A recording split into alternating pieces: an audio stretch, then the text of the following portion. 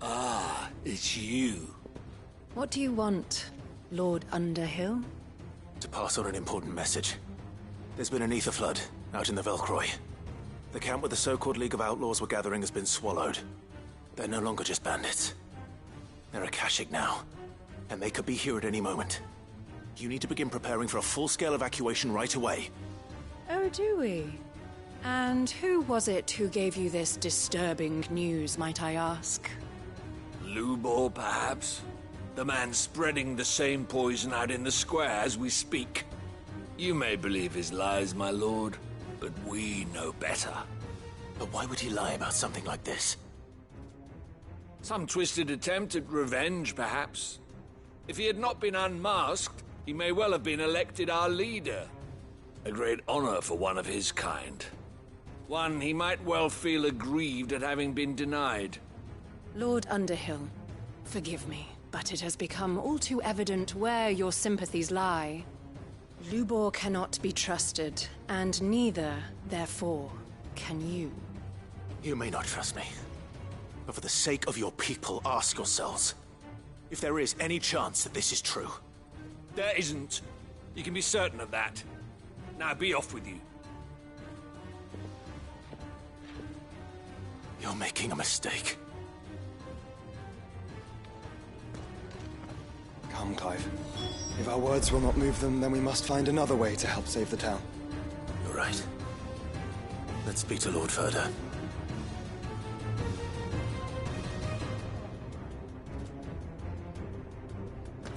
Why do they always have to make such a fuss outside?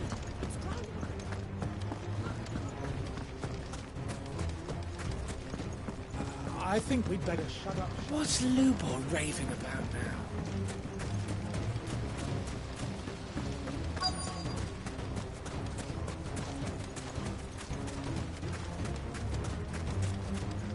Good day, my lord.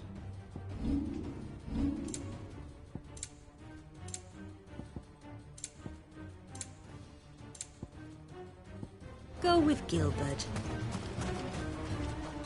Lord Ferda. Cid, what's wrong? I went to warn Conrad and Natalie about the Akashic, but they wouldn't listen. They've convinced themselves that nothing Lubor says can be trusted. The bloody fools. Which means the town guard can't be counted on for support. But I can.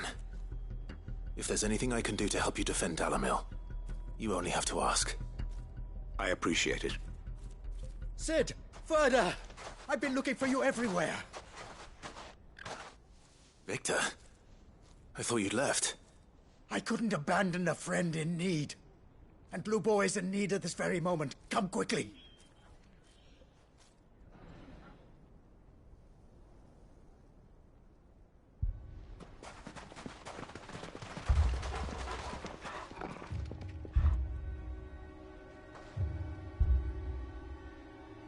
You have to believe me! The Akashic are coming!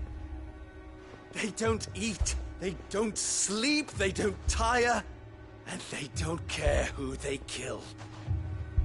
They're unlike anything that's come before. There won't be no parley, no mercy granted! We may have saved the town once, but this is different.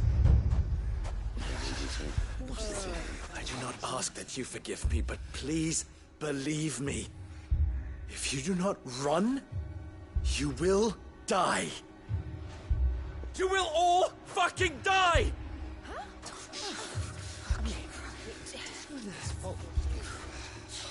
You'd like that, wouldn't you, Bearer?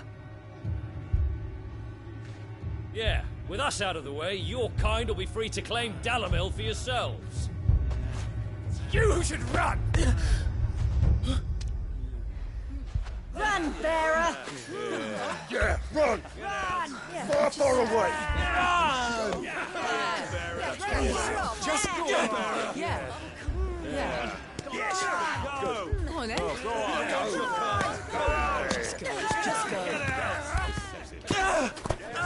Lubor. Wait. Someone's coming. Stop! You're hurting him!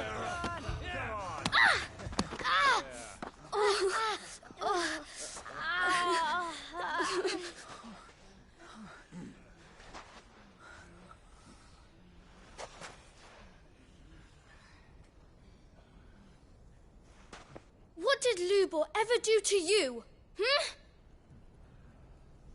He solves all your stupid problems, and he keeps all of you safe. You know there's nothing he wouldn't do for this town. Who was it who made that cleaver you use every day, Conrad? And what about your counting table, Natalie? Who fixed that? Whose men make sure the streets are clean so all your boots don't get dirty? Who spends all day, every day making sure things run smoothly around here? And none of you ever say thank you. Ever. But did Lubor ever complain? Well, does he ever stop smiling? He keeps this whole place going. And you act like it doesn't even exist.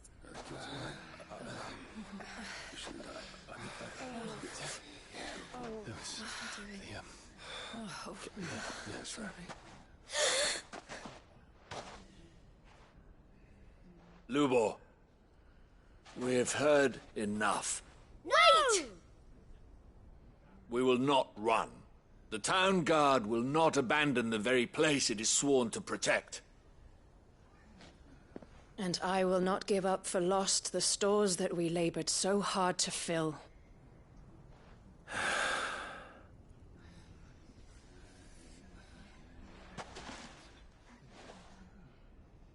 So tell us, how do you propose we deal with these Akashic of yours?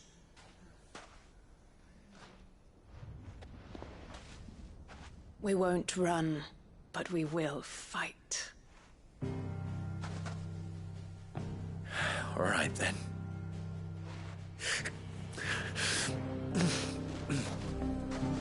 Fine.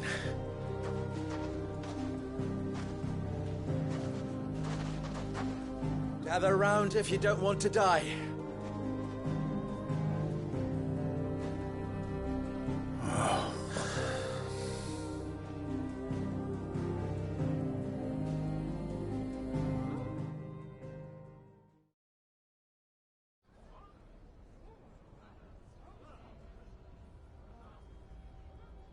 Allow me to explain the situation.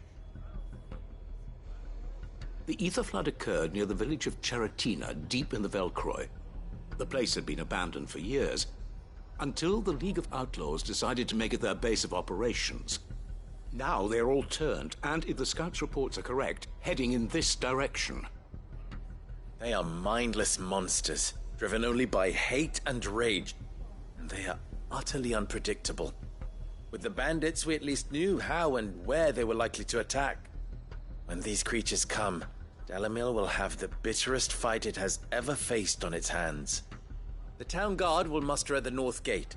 The rest of us will take the south.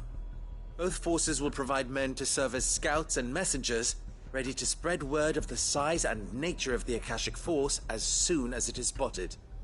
And as soon as it has been, we will converge on its position and see that it is driven back from Dalimil at all costs. Conrad, can I count on the support of the town guard? Always. I leave the selection and coordination of the messengers in your hands, Victor. And the command of our men in yours, Ferda. If you would both be so kind. Consider it done. As you wish. Natalie, I would ask that you and your people have the townsfolk barricade themselves inside the bathhouse. And tell the merchant not to waste time securing anything beside the essentials. Preserving life is our one and only concern. As long as we survive, it doesn't matter what trinkets we might lose. Our riches can be regained. And if anyone doubts that, let it be known that the Briar's Kiss stands ready to cover any losses. Very well. I shall tell them. Where do I fit into this plan? Where else but the most perilous place of all? I would like you to travel to the home of our erstwhile League of Outlaws, Cheratina itself. The main host is most likely still there, and Dalimil will not be safe until it is eradicated root and branch. A little gardening. How pleasant. I doubt it. I have a feeling these weeds will be particularly stubborn. Luckily, so am I. So you are. All right then, we all know what we have to do. Now it's simply a matter of doing it. For Dalimil.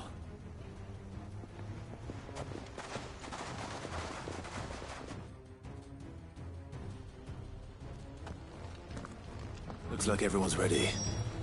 I'd better not keep them waiting.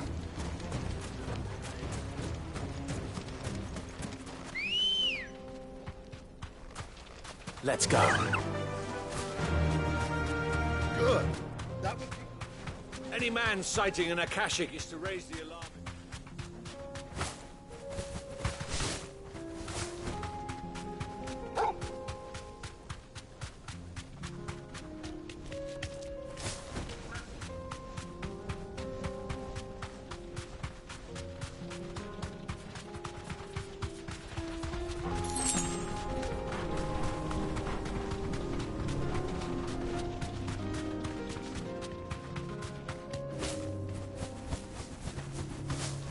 There it is.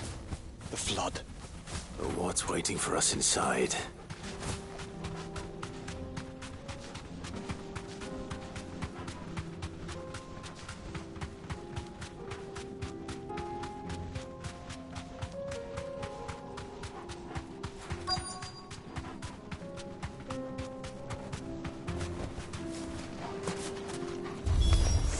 We can't leave a single one alive.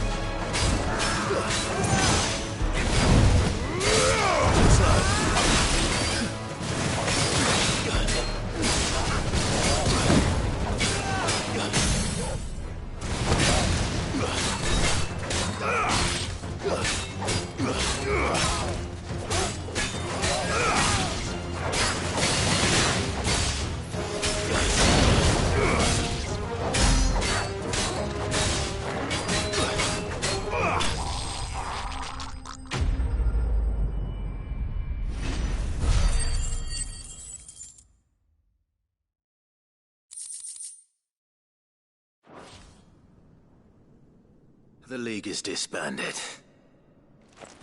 I should get back to Dalimil and see how the others fared.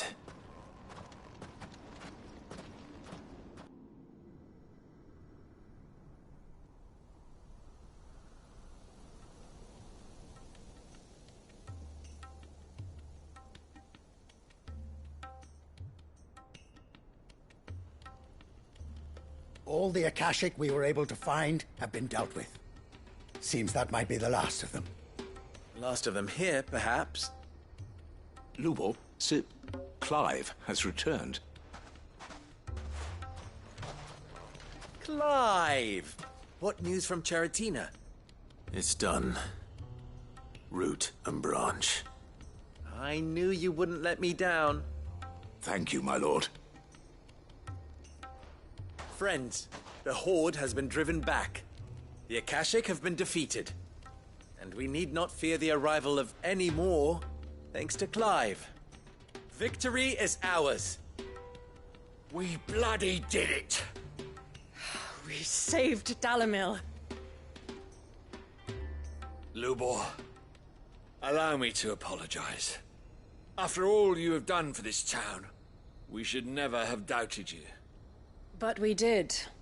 And for that we are truly sorry.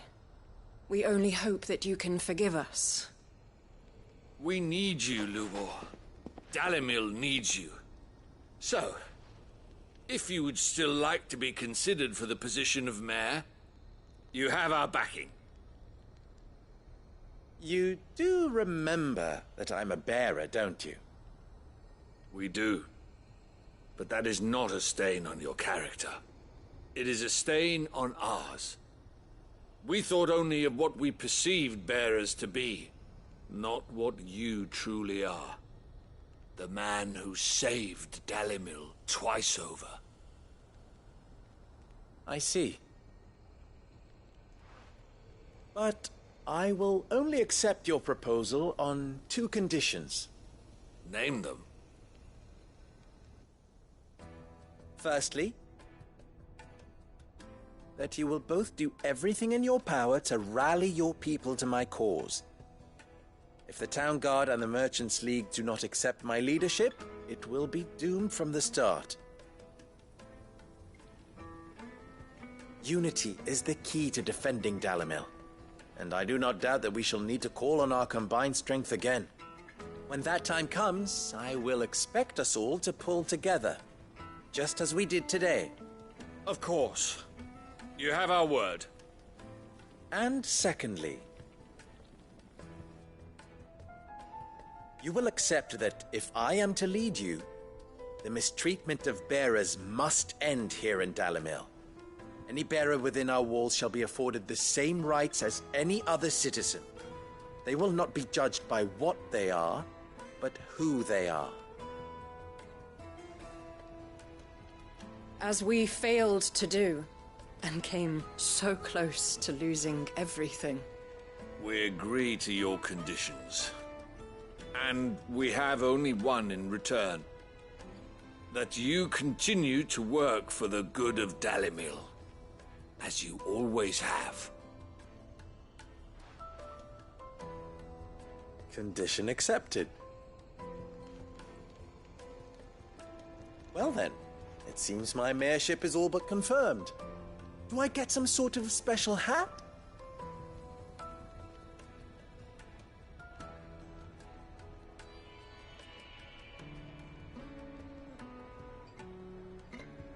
How fickle fate can be. Not so long ago, I had resigned myself to leaving Dalimil in disgrace. And now, I find myself her leader. Here. For everything.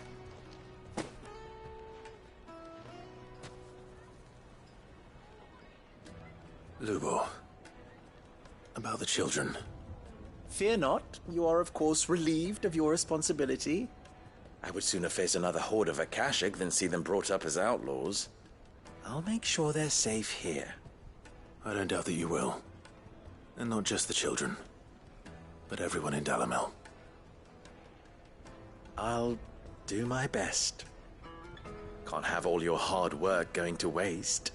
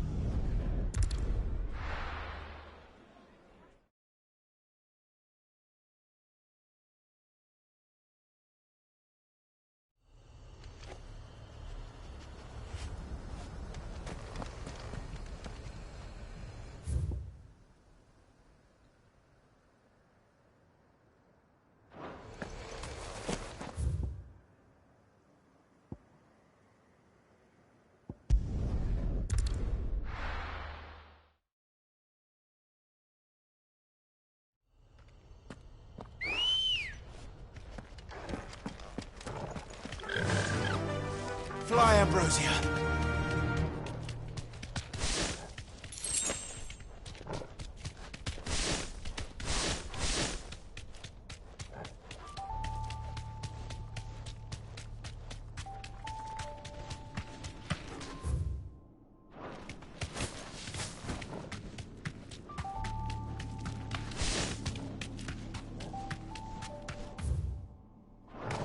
Quiet.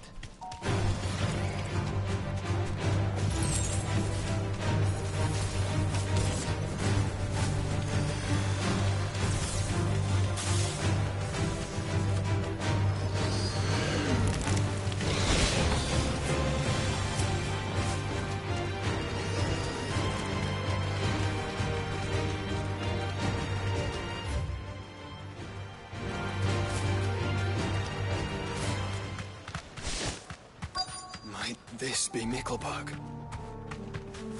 Be safe.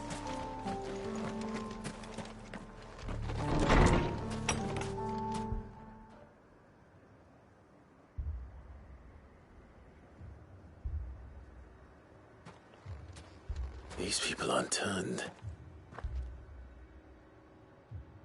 And the village seems safe enough at least.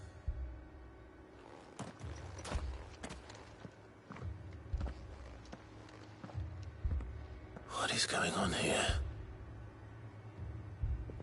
Ah. Did you, too, heed the call? Heed the call? No, I came here looking for someone. To be honest, I wasn't sure I'd find him here. Let alone all of you. Is that so? What are you doing here? Is this where you live? It is my home. The others, they heeded the call. You keep saying that. What do you mean? They came here to perform the rite, just as King Barnabas instructed. This village is their altar, where they shall cast their souls upon the gentle waters and give themselves to the Lord. Give themselves? Oh, Lord, cleanse us of our sins. Let us be reborn in your loving arms. Free us from the torment of this mortal realm. They want to be saved. Forgive me, but did another foreigner like me come here? He was probably wearing a cowl. You mean the traveler from Storm? Yes. He's staying at my house, toward the rear of the village. Thank you. If you don't mind, I'll go and greet him. They seek the same salvation Barnabas did. At least the third chair still lives. Let's go and find him.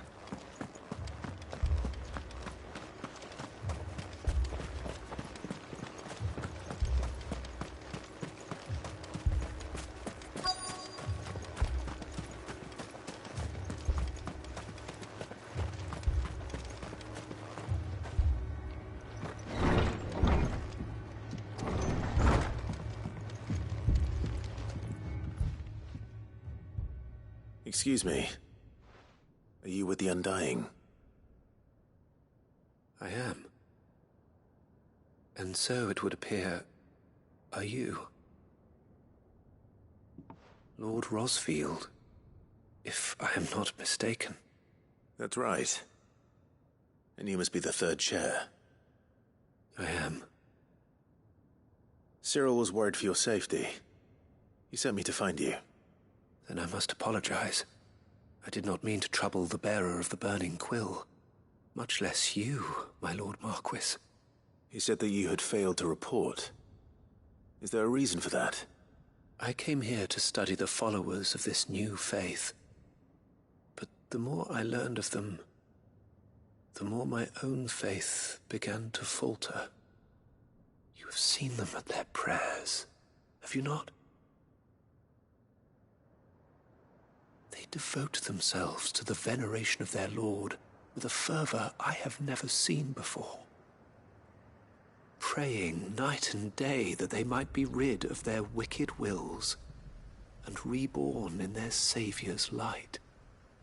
Not that they might be granted respite from their worldly woes, but so that they might continue to serve him. Serve him with all of their beings. I, too, swore to devote my life to the service of my Lord and Master, but this... 'tis different. It is more. And so I would see it through to the end. See these people safe, that they might achieve their dream, that they might do their duty to their Lord, even if it should keep me from doing my duty to mine. You do understand what their dream is, don't you? I do, my lord. They would cast aside their wills and become Akashic. I know that it may be hard to believe, but to these people, that is the very essence of salvation. Forgive me, my lord, but I must remain here. If you are to return to Master Cyril, I would consider it a great... Did you hear that, my lord? Something is happening. I'll go and find out what. Stay here.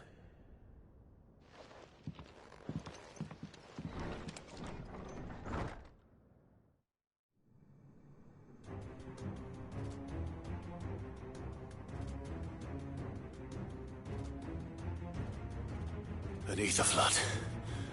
Oh no.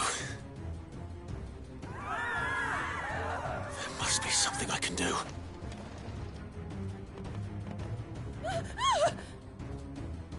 Echoes as well. Found her. Ready, brother? Ready.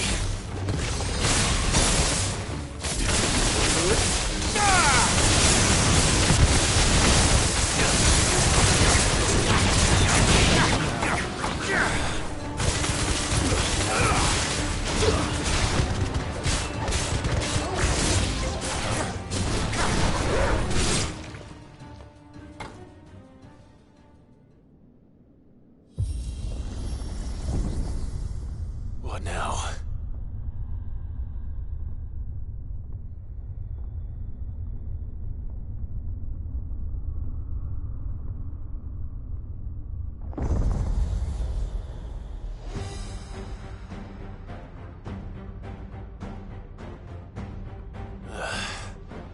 We meet again. I've killed your kind before.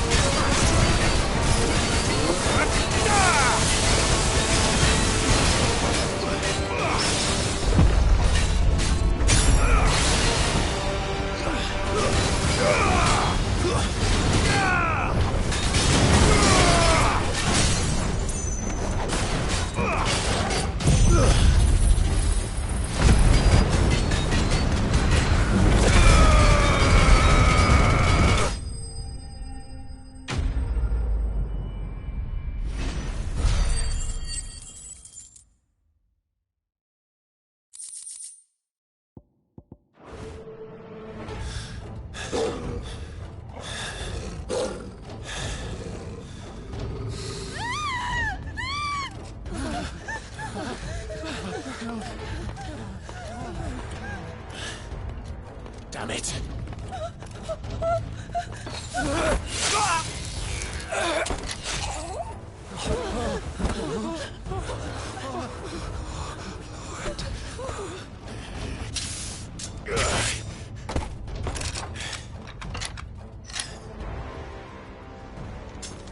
Don't you die.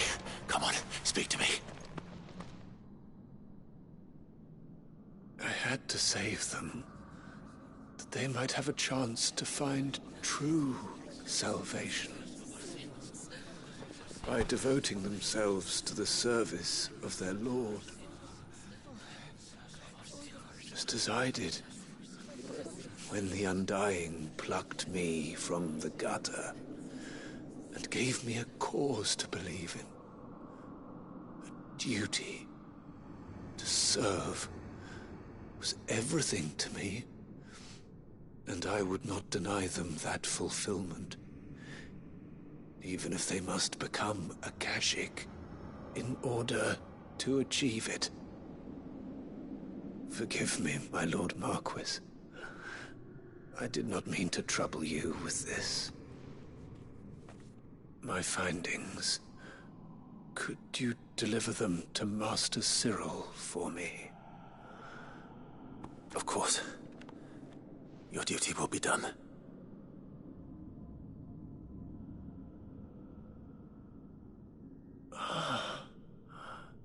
Look, my lord. They are saved.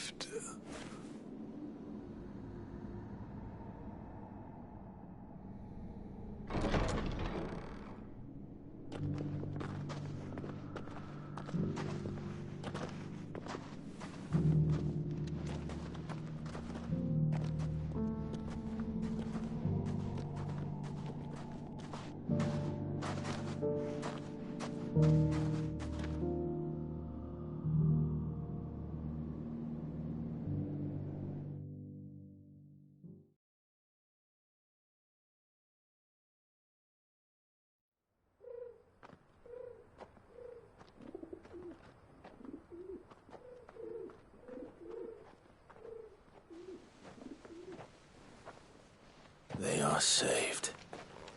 Found her. I should get this report to Cyril.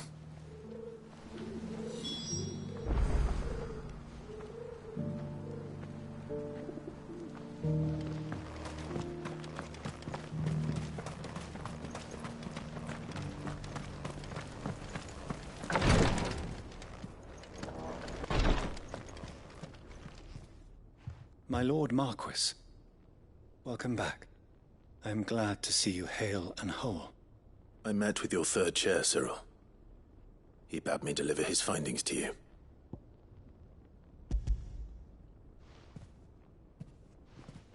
Thank you, my lord. He remained in Ash? He died protecting the villagers from an echo. I buried him in Mickelberg.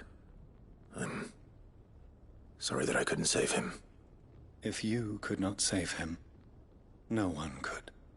The villagers, they were believers in this savior cult.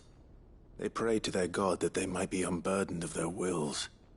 Then an ether flood came, and their wish was granted. Your brother sacrificed himself that they might live, even knowing that that life was death by another name. Then he perished defending liberty. A hero's end. For the right to choose how one dies is no less sacred than the right to choose how one lives. Sid would agree. He wanted to build a world where people could die on their own terms. A noble ambition. To die for one's cause is the most perfect expression of one's faith. It matters not how misguided others might judge one's decision to be. Only that the decision is one's own. We live according to the teachings of our order. We believe in them, we protect them, and yes, we die for them. For better or worse, That is our creed.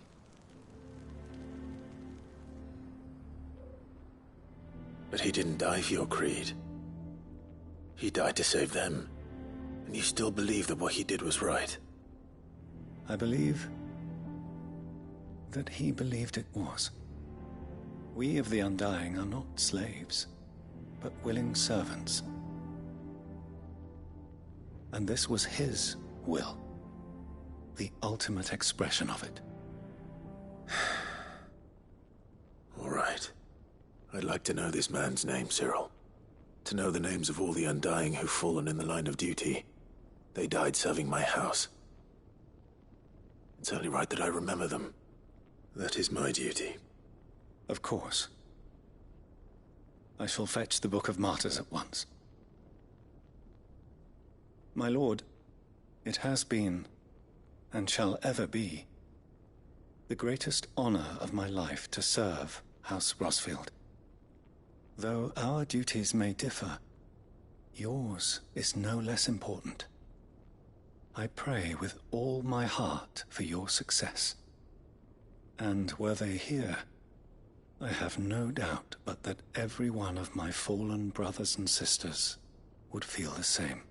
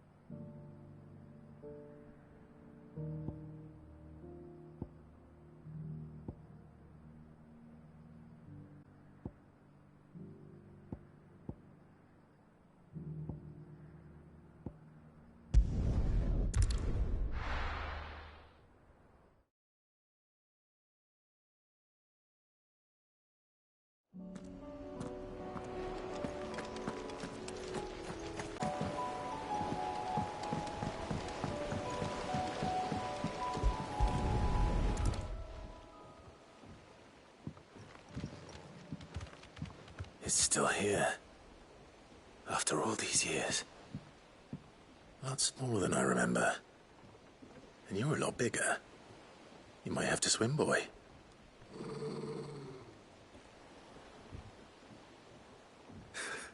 I wasn't being serious. You two go on without me. I doubt that boat will hold a third. If you're sure, we won't be long. Hop in, boy.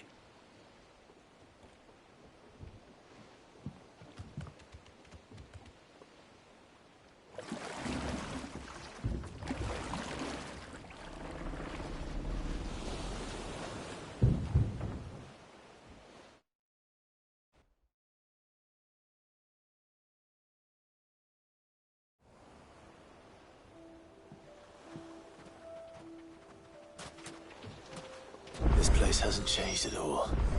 The rookery's right through those trees. Come on. Race you there? I bet I could still beat you.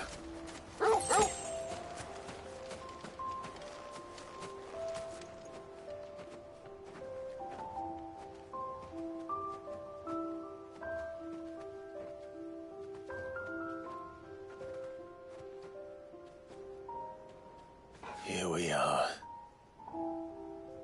This was our hideaway. Wasn't it, Torgal?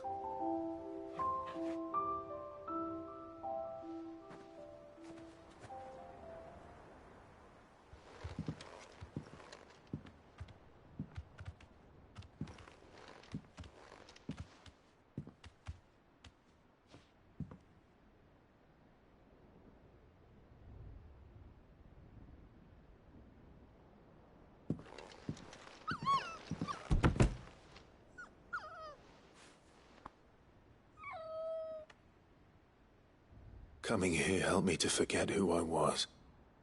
Or wasn't. Prince, shield. Son his mother could love. Had I been any one of those things? Perhaps.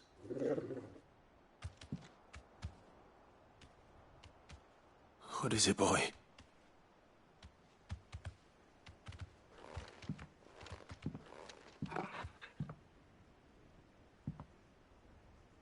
This is all from the castle. And Phoenix Gate. Did you bring these here?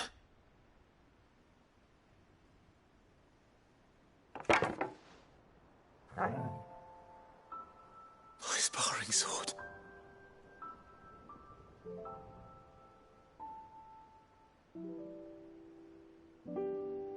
Well, well. You never stopped looking for me, did you, boy?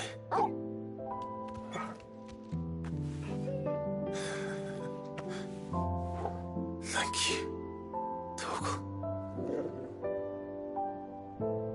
for never giving up, for never forgetting.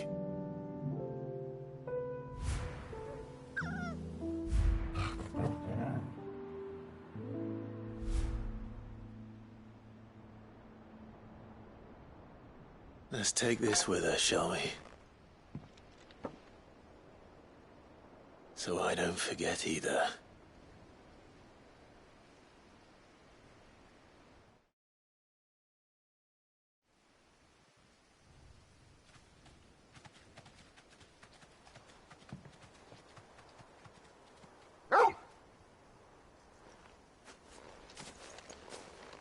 That's not the way back to the boat, Torgal.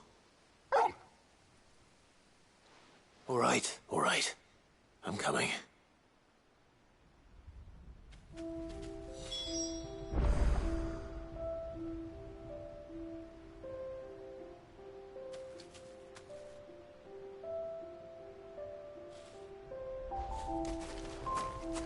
I think I know where we're going.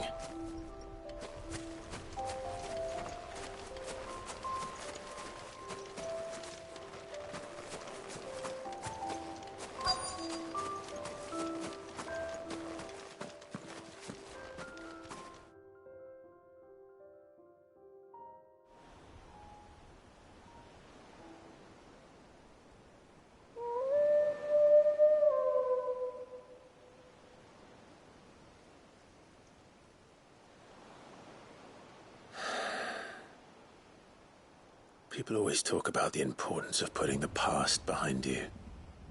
But without it, we wouldn't be who we are today. And we certainly couldn't steer our way to a better tomorrow. Come on, Torgal. Let's go home.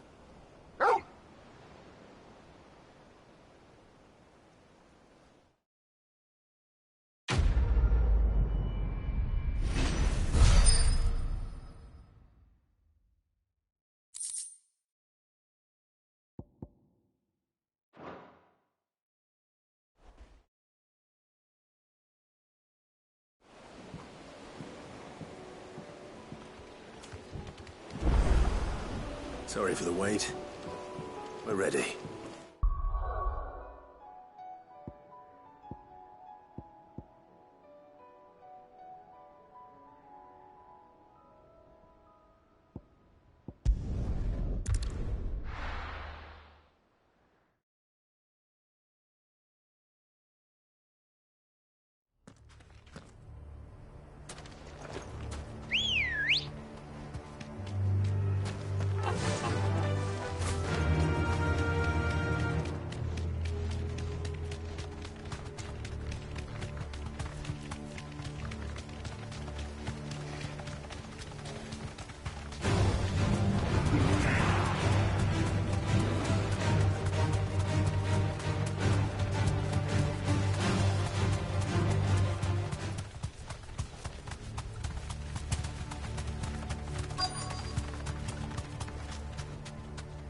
Straight home now. The entire village looks abandoned. Now, which house would a bookworm live in?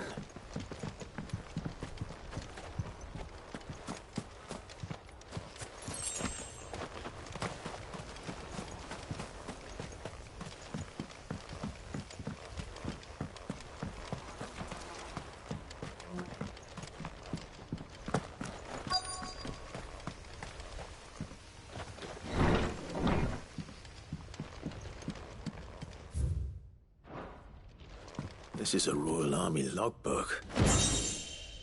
Did he take this from the local barracks?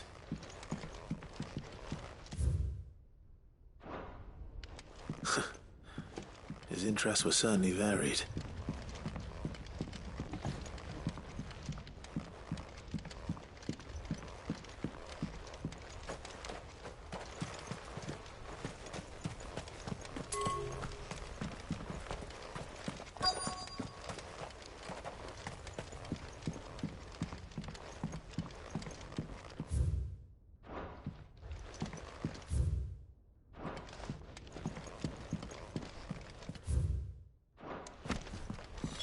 This is it.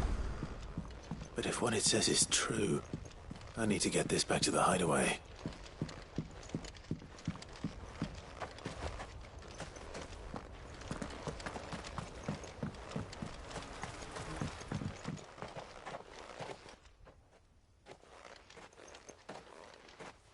Leaving so soon, stranger? We've been watching you. From a distance, so to speak. Subtle. I know who you are. Then we need not waste time on introductions. Hand me the book. Leave it in our care and return to your life. Your care? Do you mean to burn it or bury it? That is not my decision to make. But by one means or another, its contents shall be removed from the common record. Then I'll have to politely refuse. I won't let you erase our history. Then we find ourselves at an impasse. Very well. The book can just as easily be pried from your dead hand.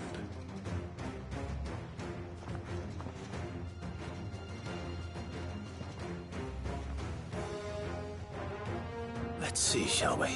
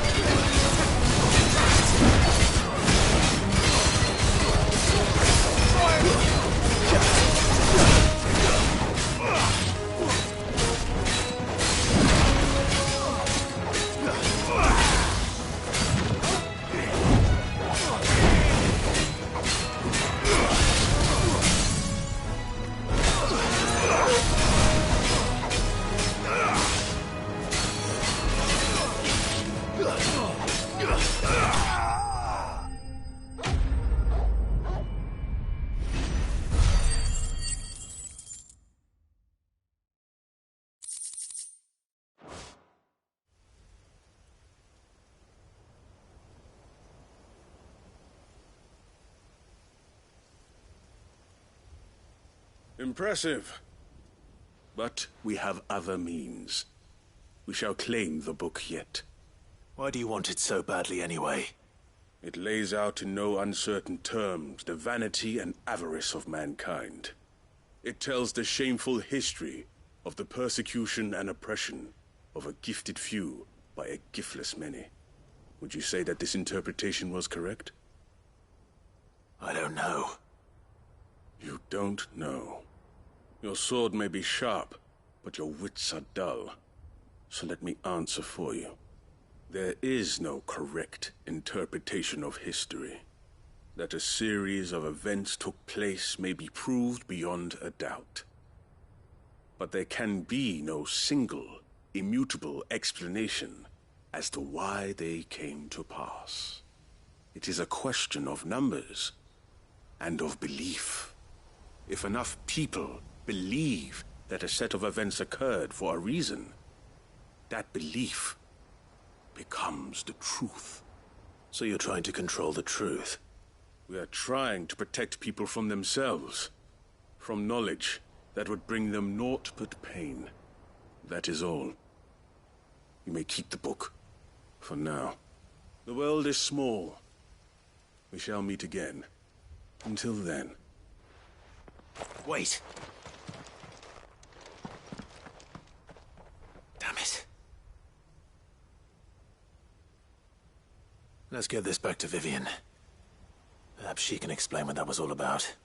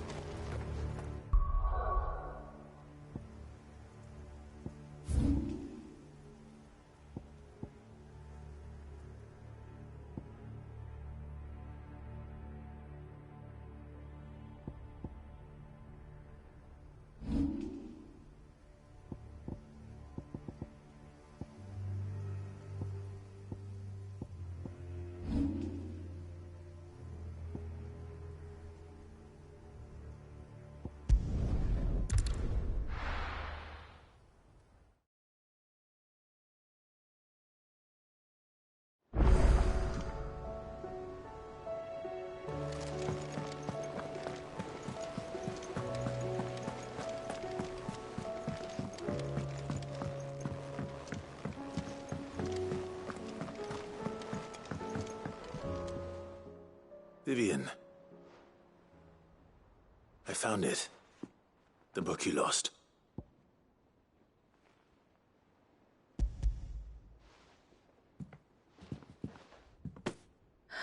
You found it.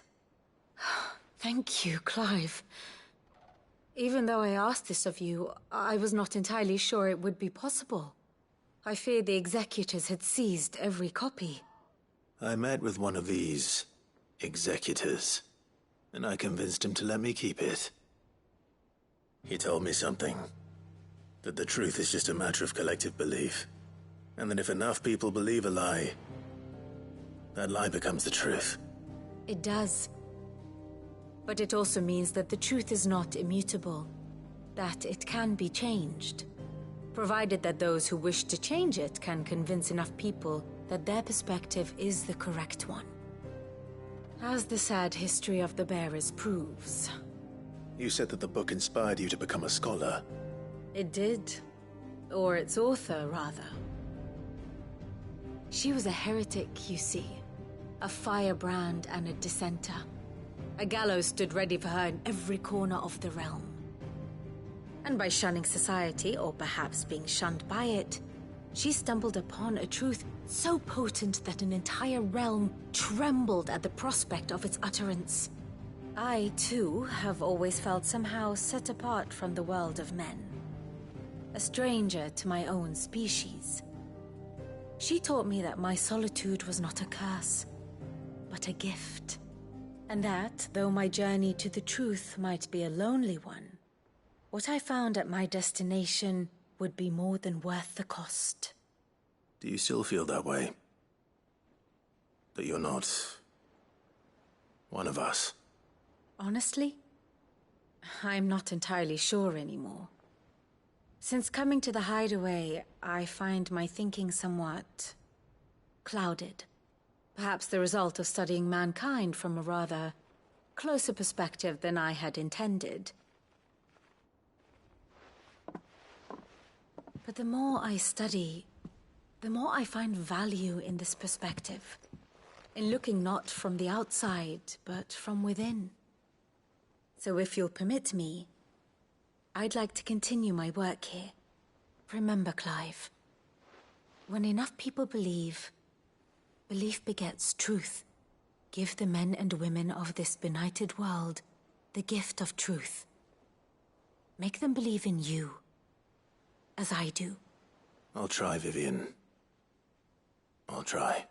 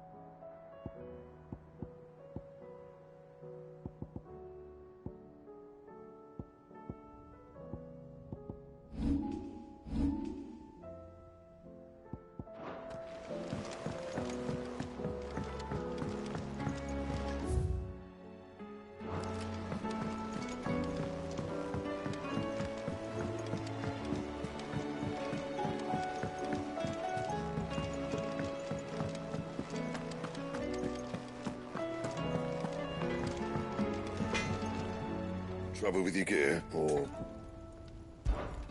What do you want? No scratches, all right?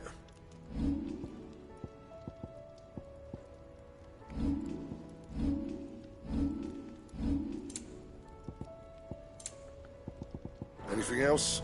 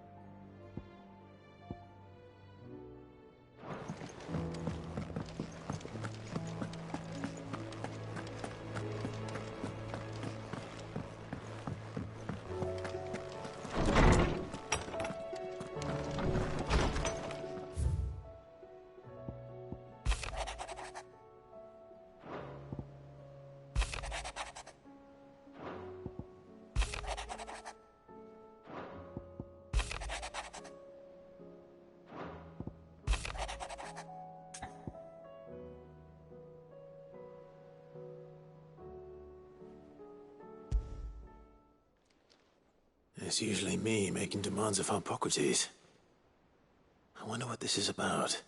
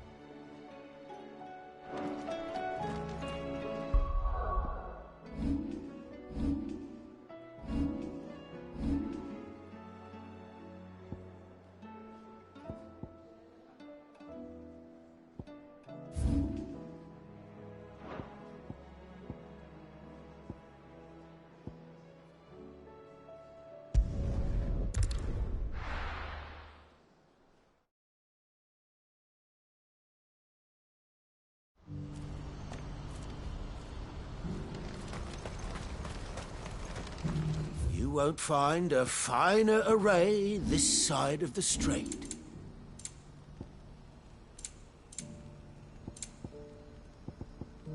May Gilbert smile upon you.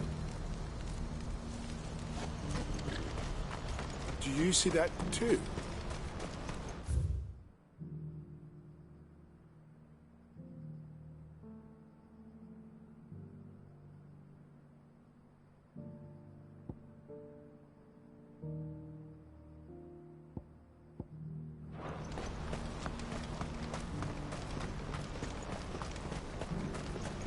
Papa? What is it? Oh, please. Please stop. I'm scared.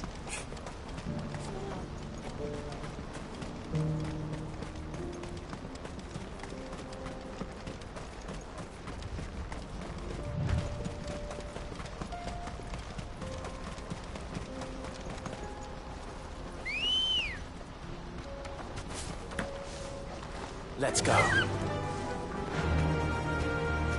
Faster!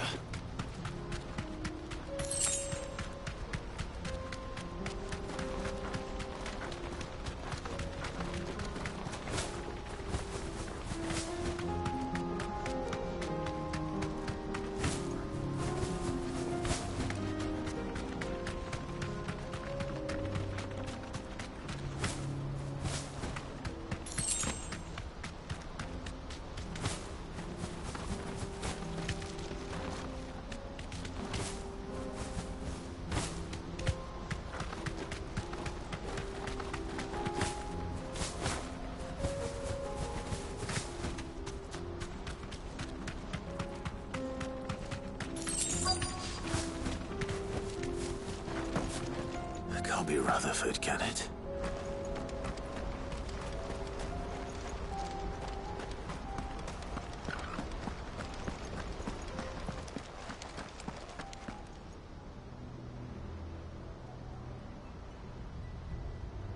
Turncoats and cowards, the lot of you!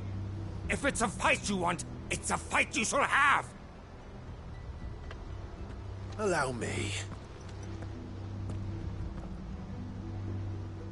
I don't need your... Please, Field Marshal, oblige him. This won't take long. You're right. It won't. Men, finish him.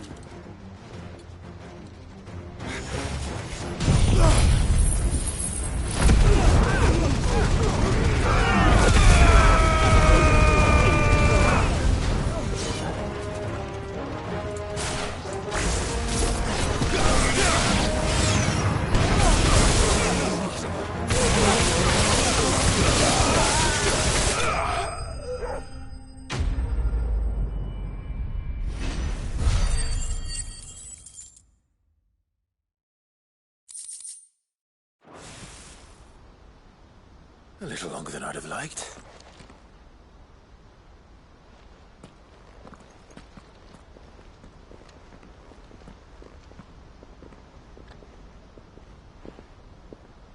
Field Marshal Havel, I presume.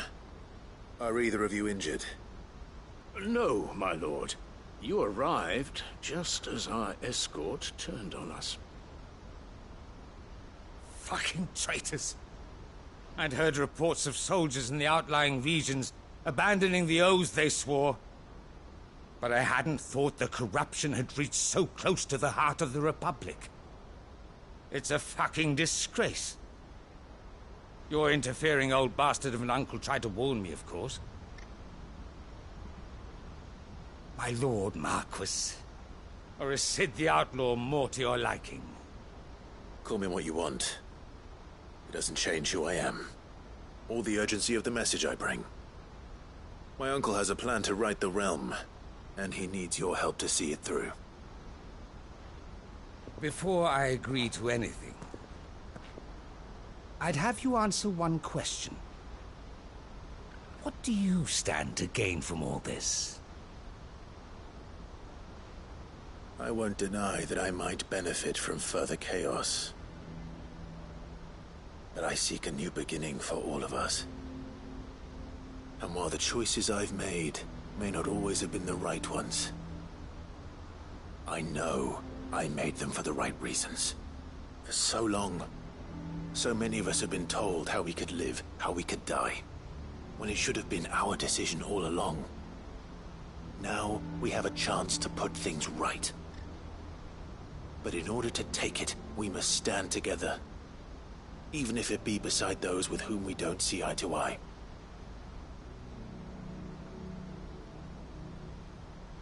Certainly not the words I expected from an outlaw. But perhaps your uncle was right. You are no ordinary outlaw. I'll never hear the end of this. All right. I'll start by ordering my most trusted guard to bring the Dhalmekian fringes under control. Next, I'll make contact with my counterparts in the Imperial Army and see if I can't convince them to try and restore order in their own territory. Thank you, Field Marshal. But they are not the only ones we will need to convince. What do you mean? I don't doubt that I can bully some sense into a few generals, but those they answer to require a different kind of persuasion. And when it comes to honeyed words, well, we will need an envoy. One who can court even the most stubborn of statesmen.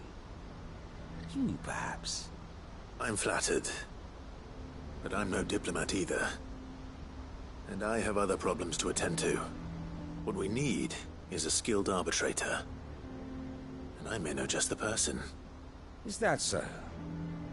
And would he happen to be an outlaw too? Of a different kind, perhaps. Well, beggars can't be choosers. I suppose we'll all have to find a little of the outlaw in ourselves if we're to make it through this. Very well. Send your man to me right away. I shall.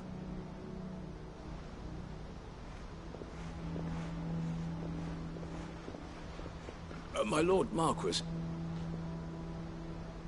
your Lord Uncle bade me escort the Field Marshal to his manor in Port Isolde.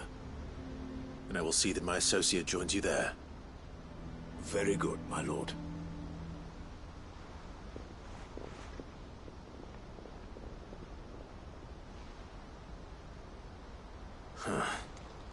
An envoy. I'm not sure I'm the man to talk anyone round.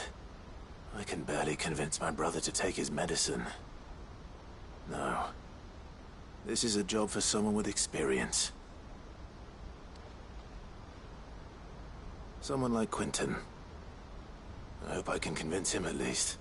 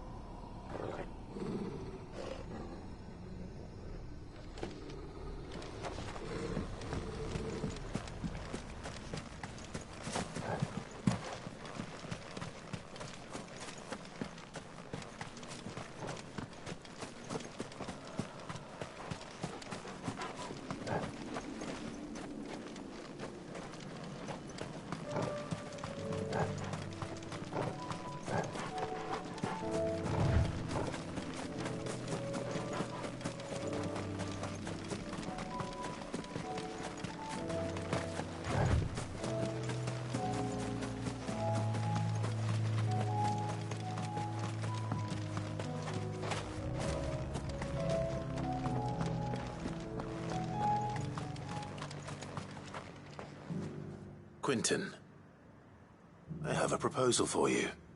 Do you now? Something tells me you'll be asking more of me than a cask of Gotand gold. Go on, then. propose?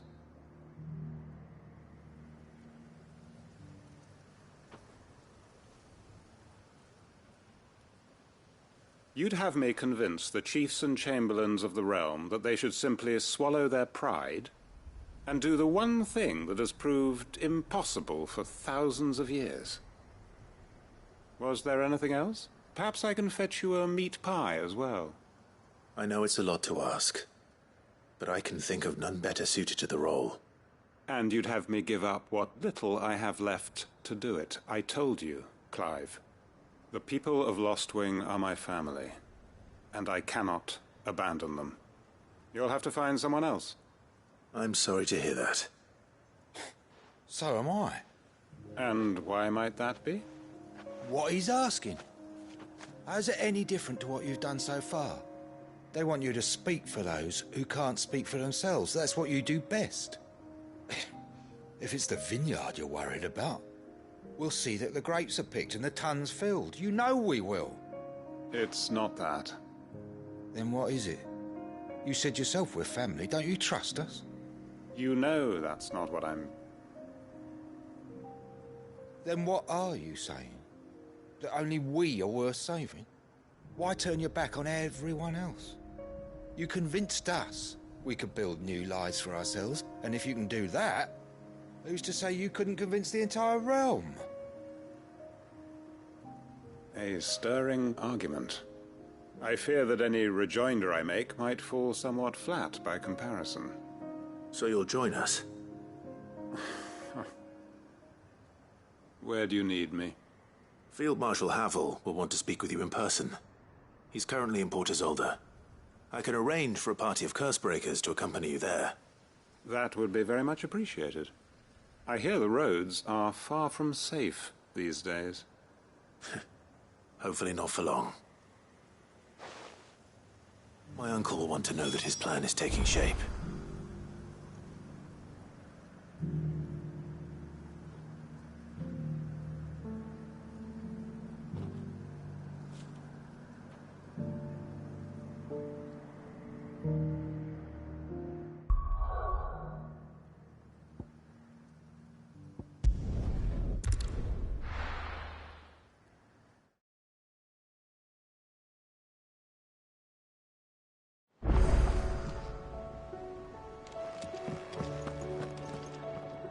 Uncle, I bring good news. The Field Marshal has agreed to your plan. Ha! Of course he has. I didn't doubt you for a moment, dear boy. Rutherford is accompanying him back to your manor in Port Isolde as we speak. They will await your return there. As will one other. One other? Who, exactly?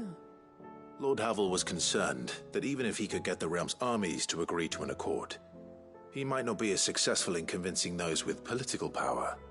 He asked if I might have a solution, and I suggested a certain Imperial Lord Magistrate turned Liberator. One of your co-conspirators? Master Quinton would probably call me one of his, but yes. Another outlaw, then. Just the thing we need to put these rotten politicos in their places. Good thinking, Clive. I'm glad you approve. The more the merrier, eh? Uncle, assuming Havel and Quinton can solve our problem with the armies, you still haven't mentioned how we might manage the grain shortages. Oh, don't you worry, my boy. The 7 high houses will be seeing to that. They have all agreed to make the most generous of donations. Oh, of course, it did take a little persuasion. But luckily I had some unexpected help. From who? Why, you, my boy. Rumor has it that you rescued the Lady Ariane's head steward Rockford from a horde of bloodthirsty bandits. It was more of a handful. Well, the old battle-axe was so pleased. She had a shipload of talents delivered to my private docks by the next new moon. And when the other houses saw the parsimonious old crone's purse strings finally loosen, they as good as tripped over themselves in the rush to follow suit. I'm happy to hear it. Now, I must be getting back to the manor. Join us there at your earliest convenience, would you? Of course, Uncle.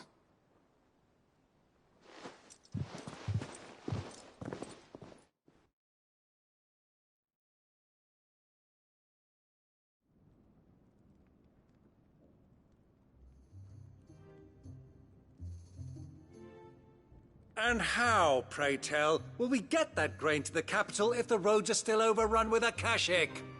You'll find another bloody road. I only have so many men, and I'm not about to send them headlong into an ether flood. That is, unless you'd have them turn as well. Well, they'd certainly eat less. Says the man with a belly bigger than a band of curls. My soldiers actually need their rations. Without any food to keep them going, they'll be dead even before you've sent them on your fool's errand. If I may, gentlemen, perhaps I might suggest an alternative approach. Though supply routes are indeed disrupted, there is no shortage of ships. Indeed, they bob away in every bay from here to Randalar, awaiting a safe haven. Allow them to make port and fill their bellies full of grain. And once those who crowd the cities are fed, ferry the displaced back to the countryside to work the fallow fields. But I'm sure that you wish to continue your discussion. Forgive the interruption. Two such firm friends as yourselves need no help from the likes of me. Rutherford spoke fondly of the great bond between you. Us? Friends? I can't stand the man! Clive, I'm beginning to question the quality of the company you keep. And what kind of company were you expecting him to keep? The man's a criminal! Criminal? How dare you? You are not fit to breathe the same air as this fine, upstanding young gentleman. Upstanding? He calls himself Sid the Bloody Outlaw! Once more onto the breach.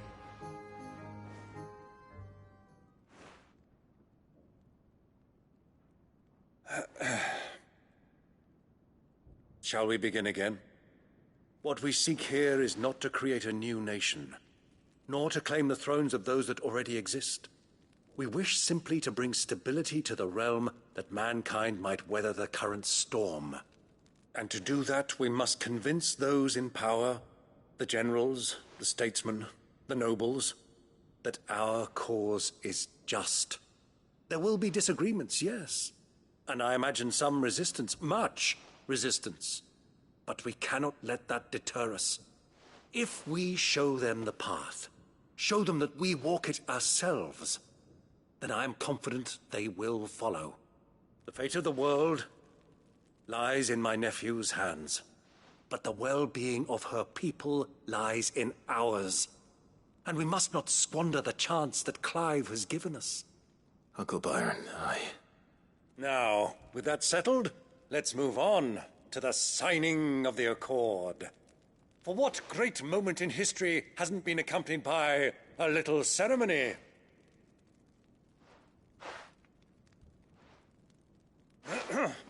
Citizens of Valisthea, I present to you the Triunity. Rutherford, Mike Will.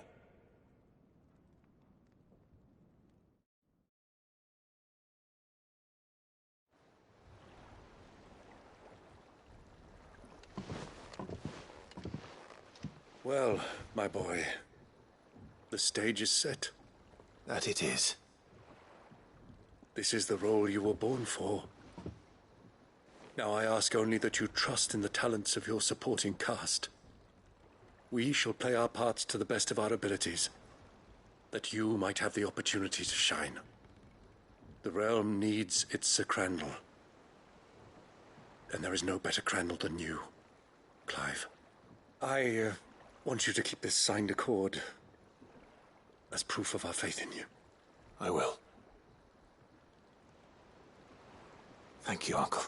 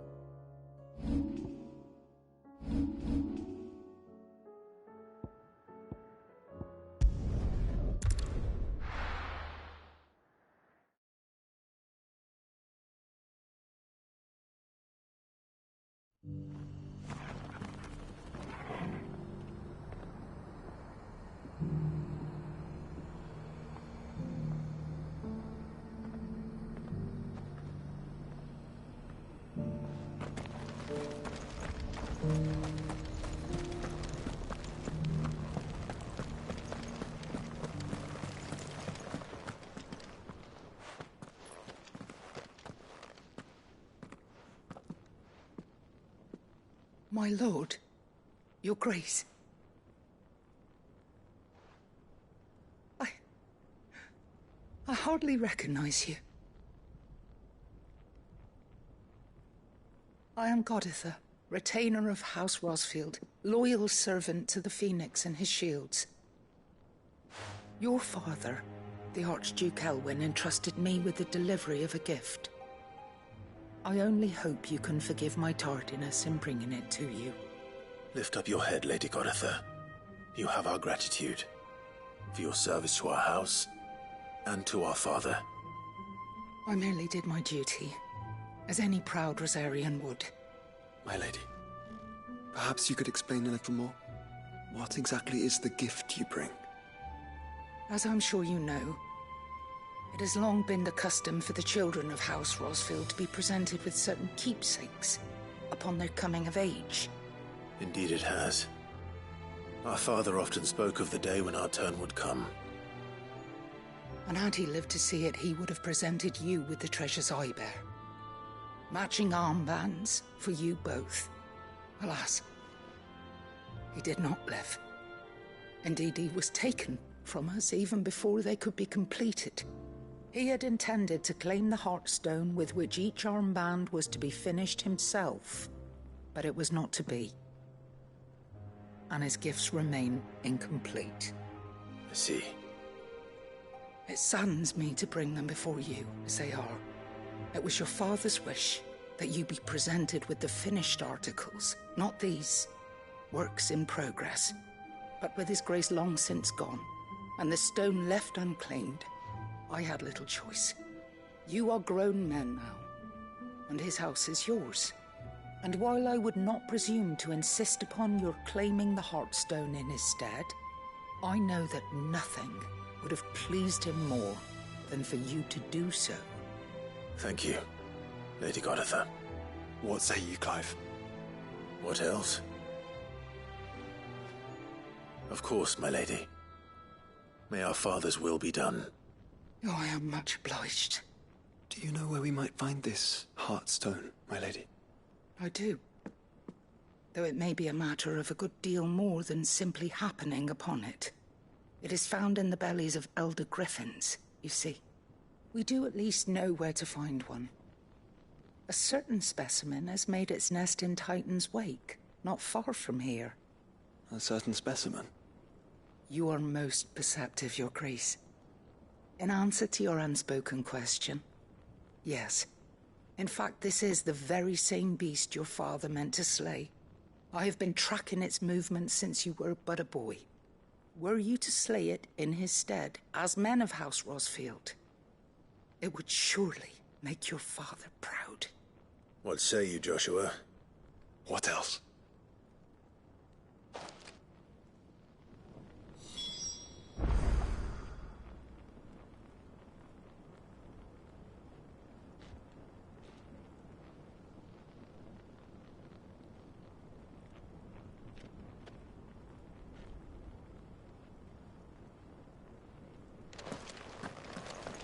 Titan's Wake.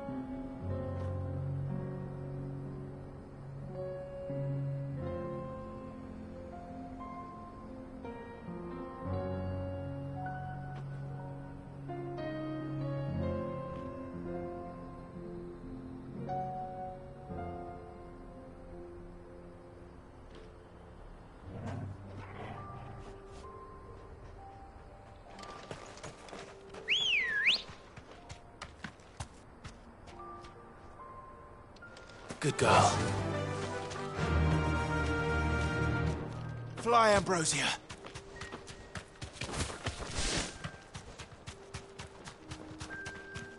Eyes peeled, Joshua.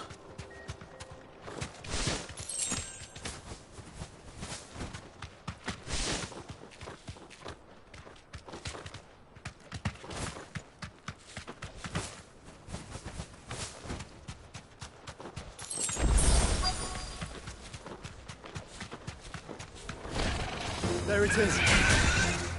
For House Rossfield.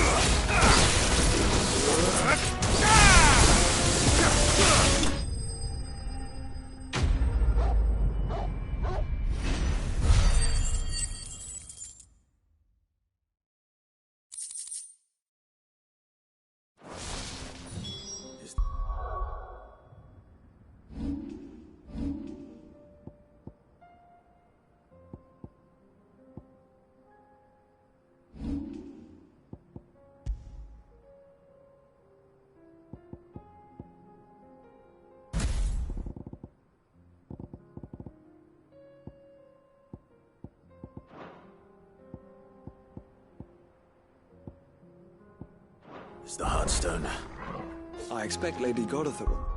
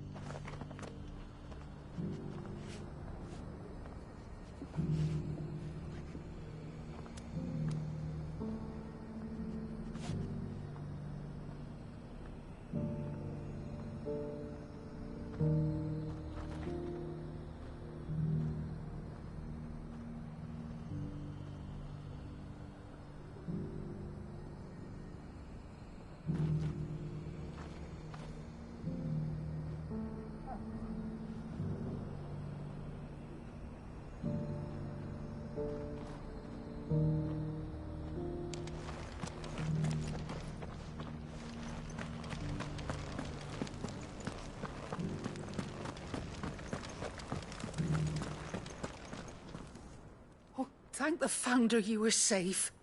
The Griffin is slain then? And the Heartstone claimed.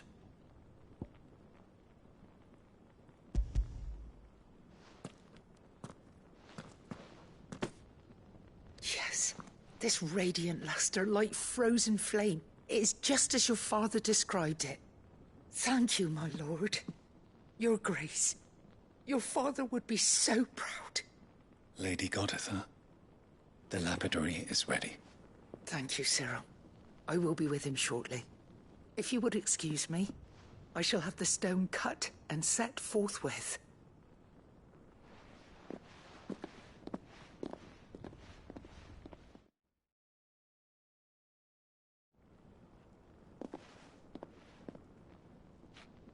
The armbands are complete. Pray, take them. They are yours, after all. Heartstone is harder and more enduring than garnet, or even ruby. It symbolizes unwavering will and devotion. And the graven vines encircling the stone represent the unbreakable bonds between you. It's a message. Father knew we had enemies both inside and outside the duchy. Enemies who would thwart his vision. Only with unwavering devotion would it ever be realized. And only if we stood together, as Phoenix and Shield, as brothers in arms. Only then might those enemies be overcome. Indeed. His Grace knew the enormity of the task he would entrust to you, his heirs. But this was more than just a message. It was a promise. That he would always be with you. Thank you, Lady Goditha, for remaining the steadfast custodian of our father's will. Forgive me, my lady, but there is something I don't quite understand. The Undying told me that after Father died, Mother claimed all of the ducal treasures for her own. Even if the armbands were incomplete, she would surely not have overlooked them. So, how were you able to keep them from her? Because I was the keeper of the vault. Though I was but a lowly servant, your father spoke to me of his intentions for the bands, of the deep love he had for both of you, and his hopes for your future. In the days before the disaster at Phoenix Gate, I discovered that the Duchess had ordered her jewelry be sent away from the castle.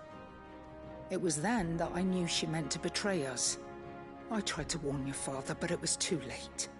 When word of the fire reached Rosalith, I knew my time was short. So I took up the armbands and I fled into the night. And thank the Founder you did. Yet my duty to your father was incomplete. Not knowing what else to do, I followed the Griffin, thinking I might claim the Heartstone on its passing. And so my pursuit continued, until Lord Cyril appeared before me. He informed me that His Grace's will had been recovered, and that his sons were alive and well. Lady Goditha, on behalf of my father and all the people of Rosaria, I thank you for your loyal service. As do I. Thank you, my lord. Your Grace, for coming back to us, for giving my service meaning.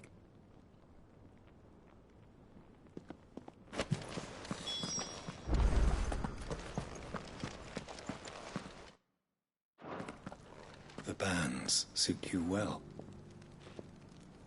It must be gratifying to finally receive the inheritance that was denied you for so long. It is.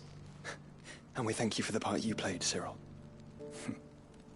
If you would permit me to play my part a little longer, might I suggest that you make your way to your father's memorial atop Hawk's Cry Cliff? Let him see that you have received his blessing, and that his vision lives on in you. I suppose it would be churlish not to. What do you say, Clive? Shall we pay Father a visit? I think we should. I was hoping to be able to offer him my thanks before we left for Origin. Your father's helm is enshrined there. It has been since the day we recovered it from Phoenix Gate. I prithee claim it, for it too is a part of your inheritance, and I do not doubt that your father would prefer it in your hands than perched upon some lonely rock. Thank you, Cyril.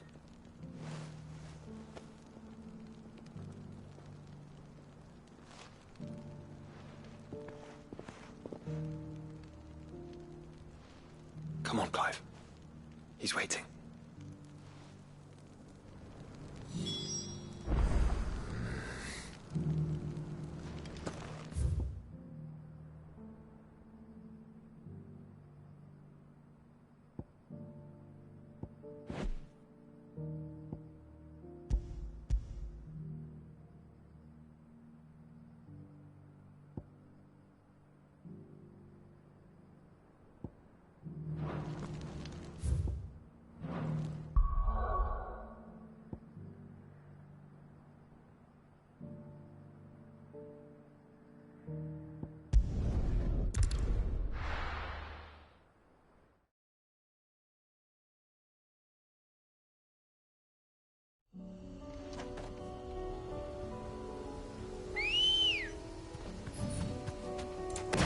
Come on.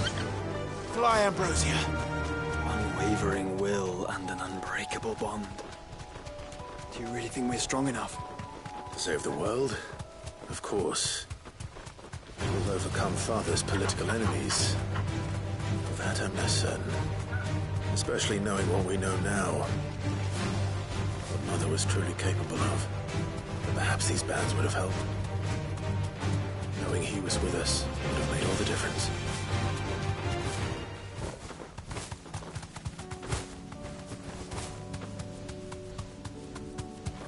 It's just back there.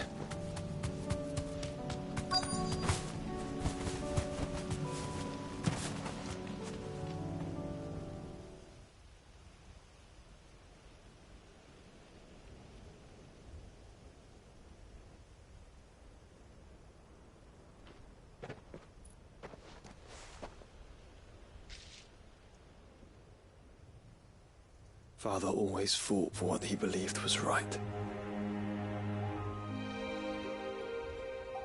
It wasn't until that night at Phoenix Gate that I realized I had never fought for anything. I always had someone else to do the fighting for me.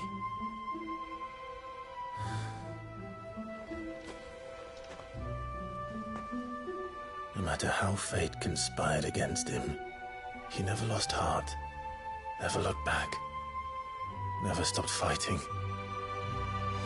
To me, he was the greatest of men. And I've been trying to live up to his ideals ever since.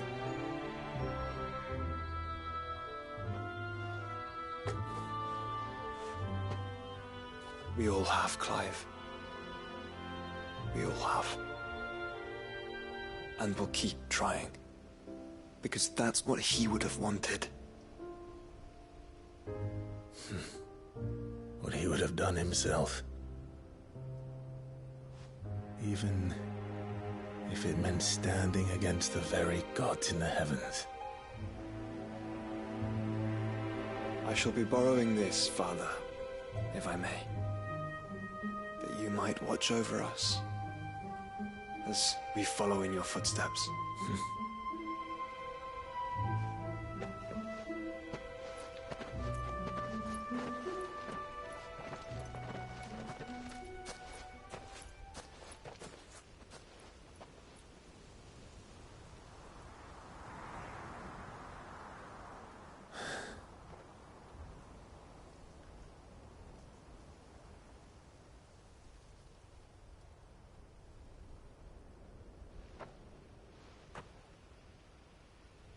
We won't lay you down.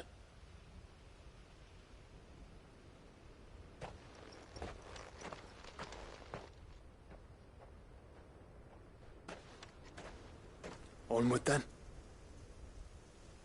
Onward. To the end. And to a new beginning.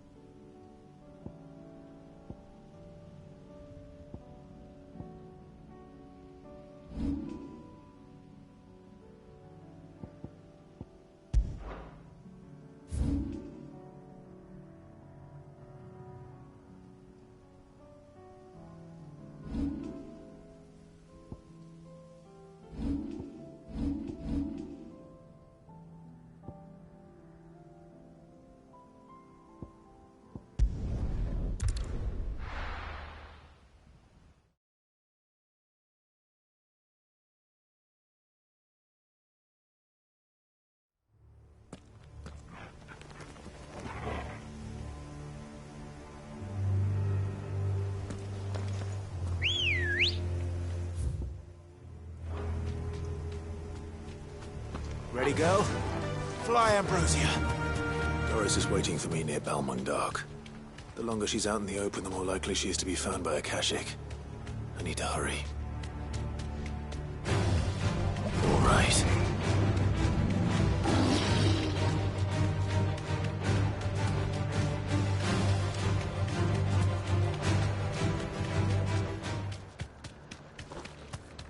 Caution, brother.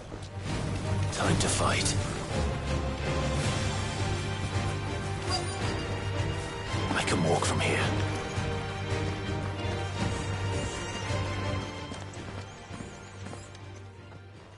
There were no guards, I take it. None manning the gates, no. It's a different story inside, though. The corridors are crawling with Akashic.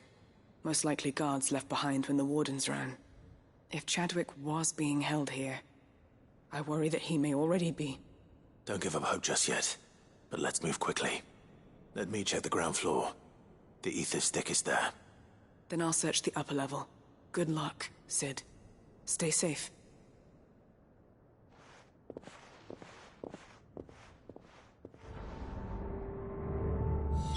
Just how bad are the floods inside the walls? Bad enough to turn a bearer? I hope not. We're risking a lot just being here. I'll keep my eyes open for signs of life.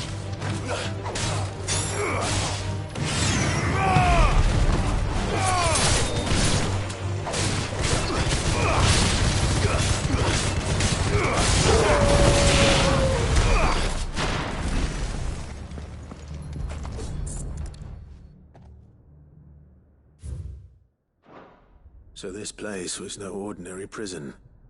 And I doubt they'll have taken the creature with them when they fled.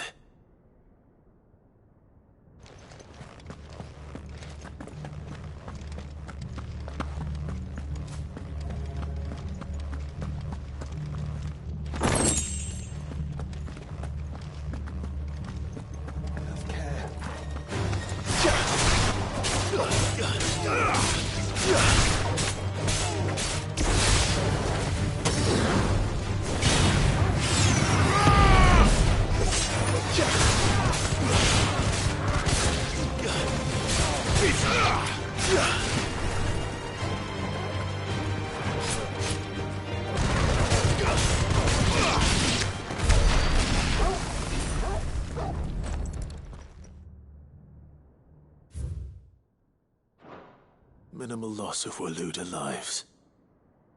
And what happens when they run out of bearers? Even the Imperials take better care of their branded than that.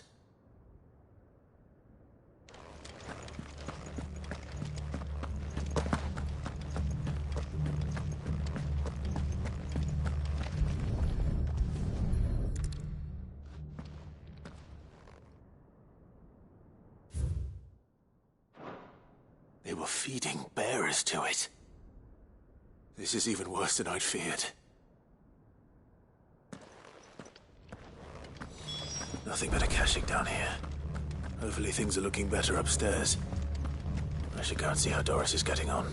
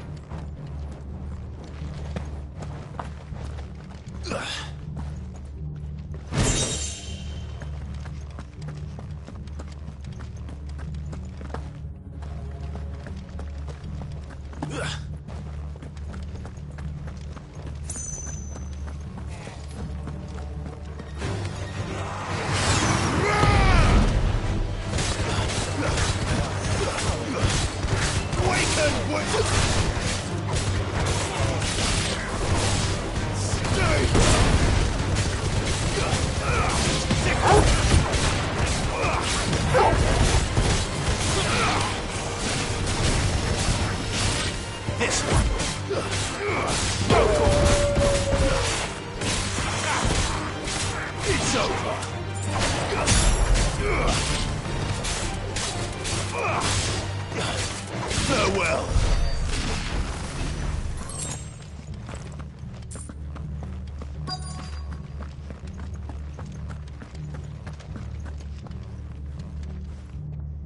No lock downstairs.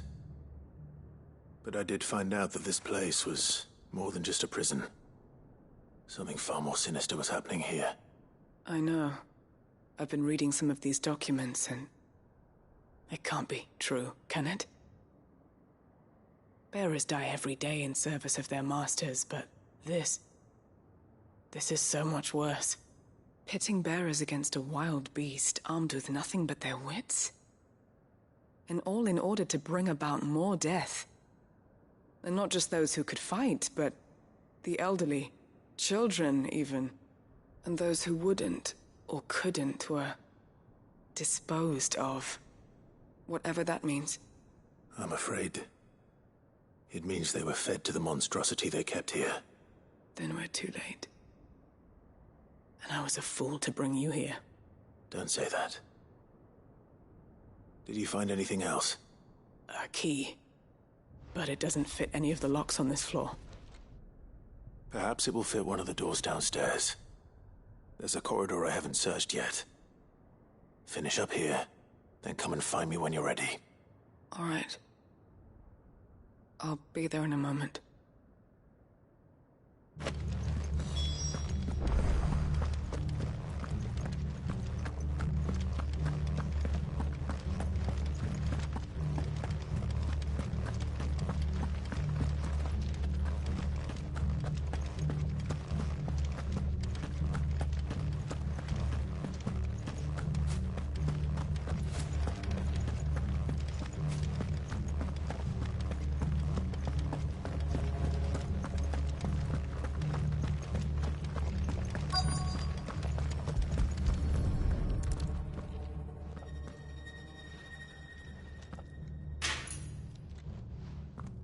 Let's see what we can find down here.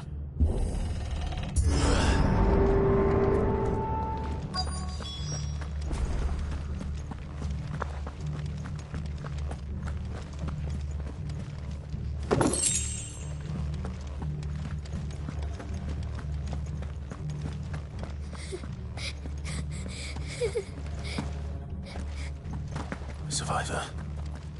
And she sounds close.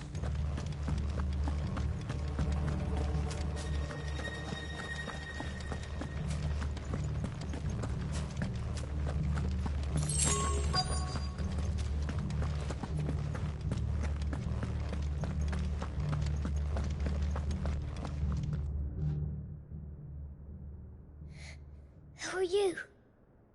There's no need to be afraid. Are you alone? Are there any other survivors? Some of the guards. They're still here. But something's wrong with them. Everyone else was eaten by the monster. Of course there were. Thank the Founder. It was worth our coming. But I'd rather we didn't linger. Are you ready? Ready when you are. You poor thing. He must have been terrified. Did Chadwick send you? What? He fought the monster.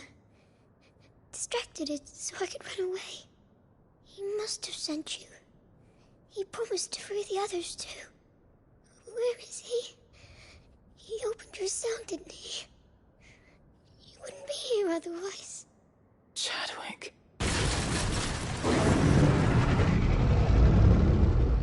Was that? Monster's back! Chadwick, help! We have to get out of here. Doris, keep the girl safe. All right. You put that bearer-eating bastard in the ground.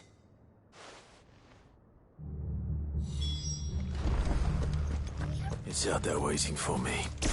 I can't let it live. Not if it's got a taste for bearers.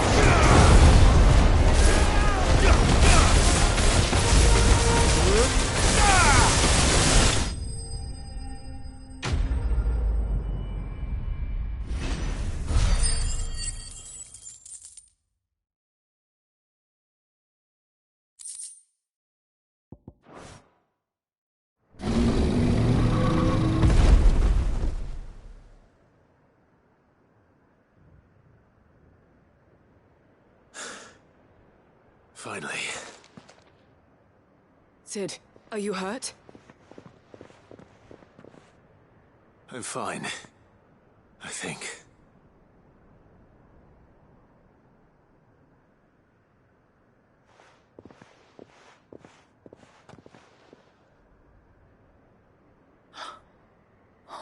No. What is it? A diary. I gave it to Chadwick before we went our separate ways. He was here. Do you think that creature? I'm sure he fought bravely to the last.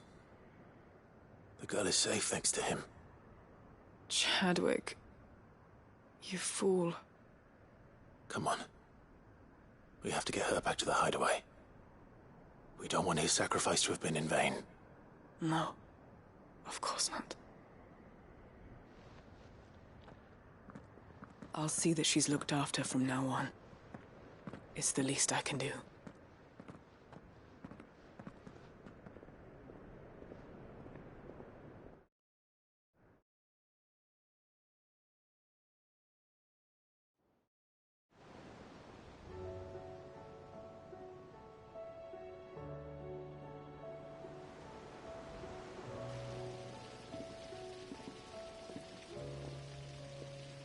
From what I hear, you've barely left the girl's side in days.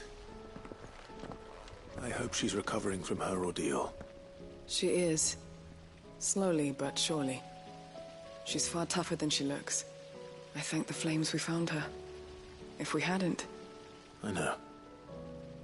But we did. I'm sorry we weren't able to save Chadwick. There's no need to apologize. Without your help, I would never have found out what happened to him. How he fought to the bitter end to save her. To save Hyde Marie. That's the man I remember. The man I thought of as a brother. I wish I could have met him. I'd like to hear more about your past. If you don't mind, that is. Of course. You already met my former master. She trained Chadwick and I to do two things. Kill and obey. We were supposed to be sold to the highest bidder when the time came. But no bid was ever high enough to convince her to part with us. For years we were her daggers in the shadows.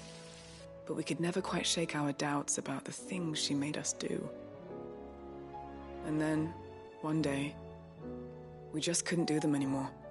So we escaped. But staying together was out of the question. They would have found us too easily. After so many years of training, the pull to serve was always strong. It scared me to think he might have taken another master, become a dagger in someone else's hand. But even in captivity, the battles he fought were his own. And he died not as someone's tool, but as a hero. Hyde Marie is proof of that.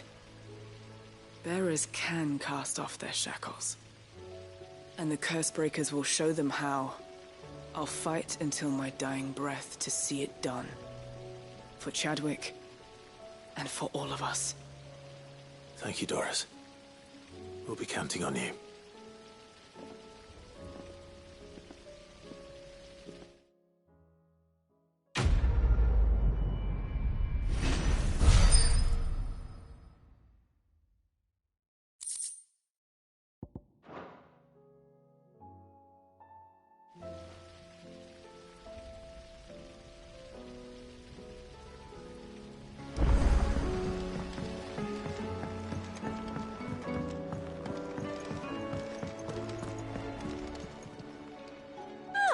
I wasn't expecting you back.